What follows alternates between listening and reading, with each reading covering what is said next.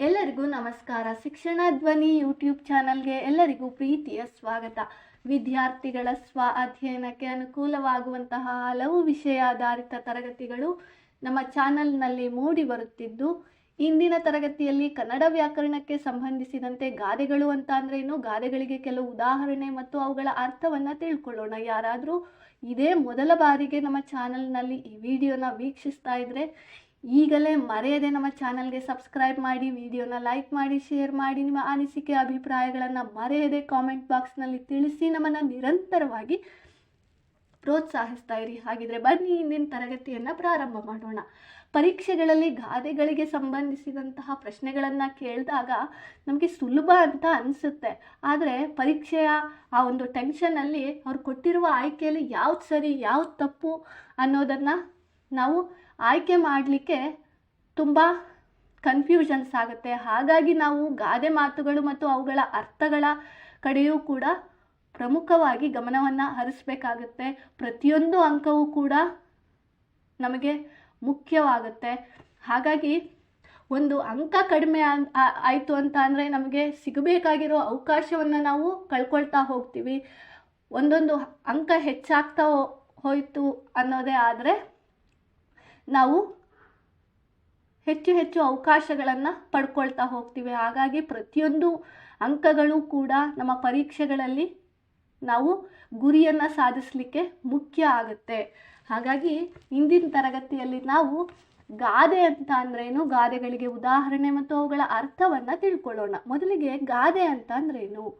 ಜನಜನಿತವಾದ ಅನುಭವಗಳಿಂದ ನುಡಿಯಲ್ಪಟ್ಟ ಸತ್ಯವಾಕ್ಯಗಳೇ ಗಾದೆ.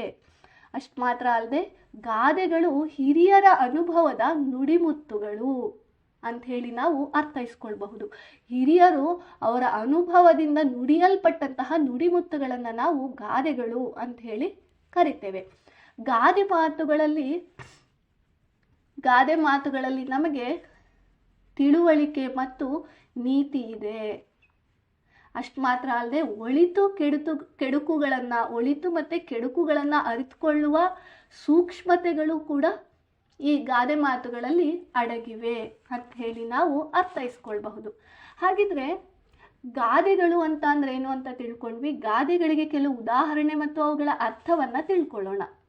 ಮೊದಲನೇದು ಅತಿ ಆಸೆ ಗತಿ ಕೇಡು ಎಂಬ ಗಾದೆ ಮಾತಿನ ಅರ್ಥ ಮಿತಿ ಮೀರಿದ ಆಸೆ ದುಃಖವನ್ನು ಉಂಟು ಮಾಡುತ್ತದೆ. ಎರಡನೇದು ಅಂಗಳಕ್ಕೆ ಹಾರಿ ಗಗನಕ್ಕೆ ಹಾರಬೇಕು ಎಂಬ ಗಾದೆ ಮಾತಿನ ಅರ್ಥ ಮೊದಲು ಸಣ್ಣದನ್ನು ಸಾಧಿಸಿ ದೊಡ್ಡದಕ್ಕೆ ಕೈ ಹಾಕಬೇಕು. ಹೌದಲ್ವಾ? ನಾವು ನಮ್ಮ ಜೀವನದಲ್ಲಿ ಕ್ರಮಬದ್ಧವಾಗಿ ಹಂತ ಹಂತವಾಗಿ ಜೀವನವನ್ನು ನಡೆಸಬೇಕು. ನಾವು ಇವಾಗ ಒಂದು ಸರ್ಕಾರಿ ಹುದ್ದೆಯನ್ನು ಪಡ್ಕೊಳ್ಬೇಕು ಅಂತ ಅಂದರೆ ಅದಕ್ಕೆ ಬೇಕಾಗಿರುವಂತಹ ಎಲಿಜಿಬಿಲಿಟೀಸ್ ಅಂದರೆ ವಿದ್ಯಾರ್ಹತೆ, ಕ್ವಾಲಿಫಿಕೇಷನ್ ಮುಖ್ಯ ಆಗುತ್ತೆ. ನಂತರ ಪರೀಕ್ಷೆಯನ್ನು ಬರಿಬೇಕಾಗುತ್ತೆ. ಪರೀಕ್ಷೆಯಲ್ಲಿ ನಾವು ಅಲ್ಲಿ ನಿಗದಿಪಡಿಸಿರುವಂತಹ ಅಂಕಗಳನ್ನು ಪಡೆದುಕೊಂಡು ಆ ಎಕ್ಸಾಮನ್ನು ಕ್ಲಿಯರ್ ಮಾಡಬೇಕು. ಮತ್ತು 1:2, 1:1 ಆಯ್ಕೆ ಪಟ್ಟಿಗಳನ್ನು ಬಿಟ್ಟಾಗ ಅದರಲ್ಲೂ ಕೂಡ ನಾವು ಆಯ್ಕೆ ಆಗಬೇಕಾಗುತ್ತೆ. ಹಾಗಾಗಿ ನಮ್ಮ ಜೀವನದ ಯಾವುದೇ ವಿಷಯದಲ್ಲಾದರೂ ಕೂಡ ನಾವು ಹಂತ ಹಂತವಾಗಿ ಸಾಗಬೇಕಾಗುತ್ತೆ. ಒಂದೇ ಸಲಕ್ಕೆ ನಾವು ಮೇಲ್ ಹೋಗಲಿಕ್ಕೆ ಸಾಧ್ಯವಿಲ್ಲ.